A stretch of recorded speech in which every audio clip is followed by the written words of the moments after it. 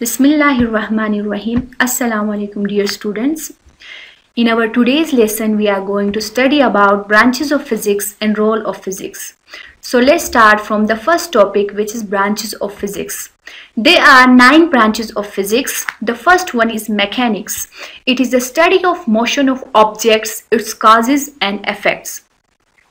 Mechanics physics की वो branch है जिसमें हम डिफरेंट ऑब्जेक्ट्स की हरकत के बारे में और उन हरकत की क्या वजूहात और असरात हैं उनके बारे में पढ़ते हैं। Second one is heat. It deals with the nature of heat, mood off transfer and effects of heat.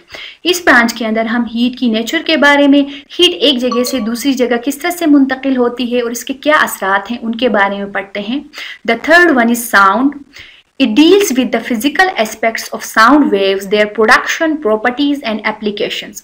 इस ब्रांच के अंदर हम साउंड के जो मादी पहलू हैं उनके बारे में, साउंड वेव्स किस तरह से पैदा होती हैं और इनकी क्या खुसूसियात हैं और इनकी हमारी डेली लाइफ के अंदर क्या एप्लीकेशंस हैं उनके बारे में पढ़ते हैं। The fourth one is light, which is also known as optics. It is the study of physical aspects of light, its properties, working and use of optical instrument.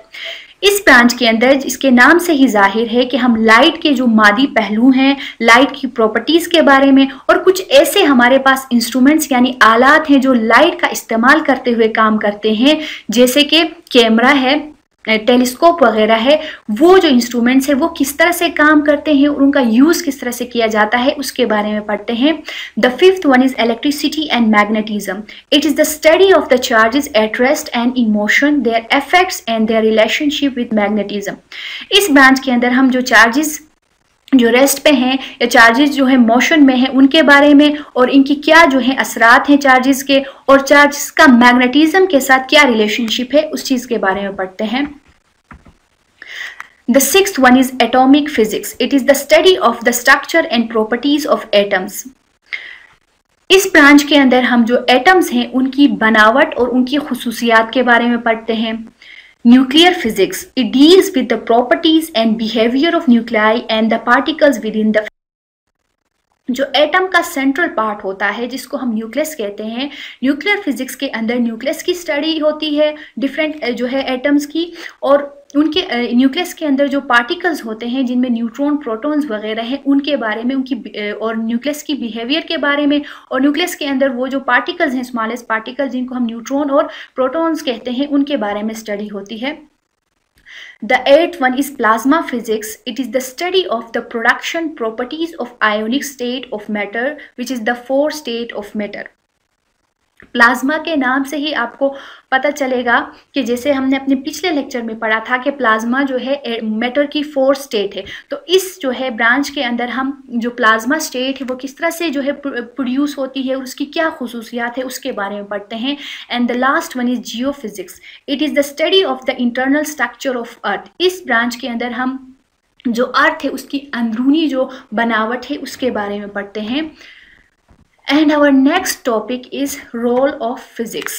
The rapid progress in science during the recent years has become possible due to the discoveries and invention in the field of physics. कुछ सालों से जो हमारी science जो है के अंदर जो प्रोग्रेस आ रही है, जो डेवलपमेंट्स आ रही हैं, वो जो हैं फिज़िक्स के अंदर जो नई इन्वेंशंस और यानी कि ईजादात और दरियाफ्त हो रही हैं उनकी वजह से जो है साइंस क्या कर रही है और आज जो है प्रोग्रेस कर रही है। Most of the technologies of our modern society throughout the world are related to physics. जो पूरी दुनिया के अंदर जो हम मॉडर्न टेक्नोलॉजीज इस्तेमाल कर रहे हैं वो भी जो है फिज़िक्स के साथ रिलेट करती हैं, यानी फिज़िक्स के लॉज एंड प्रिंसिपल के ऊपर जो है वो काम करती हैं। In our daily life we hardly find a device where physics is not involve. अगर हम अपनी रोज़मर्रा की ज़िंदगी में देखें तो हमें मुश्किल से कोई एक आध इस तरह की मिसाल मिलेगी जहाँ पे फ़िज़िक्स का इस्तेमाल ना हो, वरना ज़्यादातर हमारे जो है डेली लाइफ के अंदर जो हम चीज़ें इस्तेमाल करते हैं उनमें फ़िज़िक्स के लॉज और प्रिंसिपल जो हैं वो यूज़ हो रहे होते हैं। Role of physics in our life. अगर हम अपनी जो है ज़िंदगी के अंदर देखें कि फ़िज़िक्स की वजह से हमारी लाइफ के अंदर क्या जो है फ़िज़िक्स जो है रोल प्ले कर रही है। In domestic appliances such as air conditioners, refrigerator, vacuum cleaners, washing machines and microwave अगर हम अपनी रोज़मर्रा की जो है ज़िंदगी के अंदर देखें तो जितनी भी हमारी रोज़मर्रा की जो इस्तेमाल की अशिया हैं, जिनमें एयर कंडीशनर्स हैं, रेफ्रिजरेटर, वैक्यूम क्लीनर्स, इन सब के अंदर जो है ये सब जो बनाए गए हैं वो फिज़िक्स के लॉज एंड प्रिंसिपल के बेसिस पे बनाए गए हैं। और ये सब जो है इलेक्ट्रिसिटी के जो है ऊपर काम करती हैं, और इलेक्ट्रिसिटी जो है फिज़िक्स की ही लॉज एंड प्रिंसिपल की वजह से जो है वो प्रोड्यूस होती है। Transportation. By using aeroplanes, cars, ships, trains, we are able to travel from one place to another in very short time. अगर पहले ज़माने की बात करें तो लोग एक जगह से दूसरी जगह सफ़र करने के लिए उनको कई महीने लगते थे, क्योंकि उनके पास ट्रांसपोर्ट का जो है कोई ट्रांसपोर्ट का सिस्टम नहीं था। अगर आजकल की हम अपनी लाइफ में देखें तो हम एक जगह से दूसरी जगह, एक कंट्री से दूसरे कंट्री में कुछ घंटों में हम जो है सफ़र करते हैं। तो ये जो है हमारे लिए मुमकिन हुआ है फ़िज़िक्स की वजह से, क्योंकि फ़िज़िक्स के लॉज के ऊपर हमारे पास डिफरेंट जो है ट्रांसपोर्टेशन के लिए व्हीकल्स बने हैं, जैसे एरोप्लेन्स वगैरह, कार, शिप वगैरह। इनकी मदद से हम कुछ टाइम के अंदर ही एक जगह से दूसरी जगह जो है ट्रेवल करते हैं। Communication. In communication, TV, radio, telephone, mobile phone and computer are the results of application of physics. जो कम्युनिकेशन यानी ज़रा अबलाग के लिए, इंफॉर्मेशन को शेयर करने के लिए या ख़बर को एक जगह से दूसरी जगह पहुँचाने के लिए जो हम कम्युनिकेशन सिस्टम हम यूज़ कर रहे हैं, इसके अंदर भी जितने भी जो हम डिवाइसेस यूज़ कर रहे हैं, जैसे टेलीफोन है, टेलीविज़न, रेडियो, कंप्यूटर वगैरह, ये सारी भी जो है एप्लीकेशंस हैं फ़िज़िक्स की। Education. Internet, computer, laptops, calculator, multimedia, printers are helpful in education. अगर आजकल की हम अपनी एजुकेशनल लाइफ को देखें तो इसके अंदर हम इंटरनेट, कंप्यूटर, लैपटॉप्स, कैलकुलेटर्स, ये सारी चीज़ें यूज़ करें जो हमारे लिए, हमारी एजुकेशन के लिए हेल्पफुल है, और ये लाजमी जो है कंपोनेंट्स हैं एक एजुकेशन सिस्टम के लिए। तो इंटरनेट, कंप्यूटर, ये सारी भी जो है फिजिक्स के लॉज और प्रिंसिपल के ऊपर काम करती हैं। All these devices have made our life much easier, faster and more comfortable than past.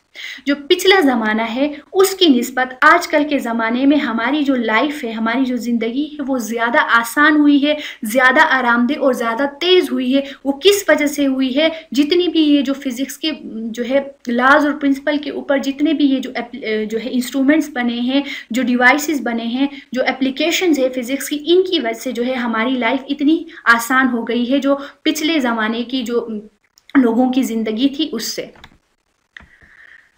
No doubt scientific inventions have so many benefits, but they have also caused harms and destruction of serious nature, one of which are the deadly weapons and the environmental pollution.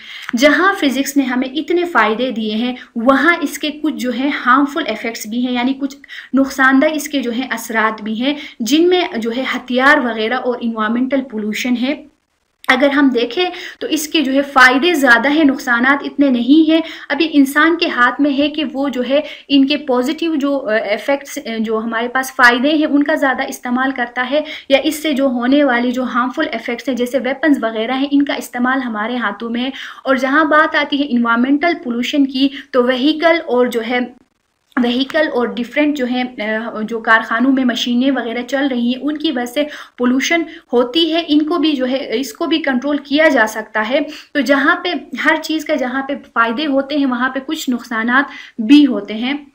तो आज का जो हमारा lecture था वो यहीं तक का था। सो सी यू इन नेक्स्ट लेक्चर। अल्लाह हाफिज़।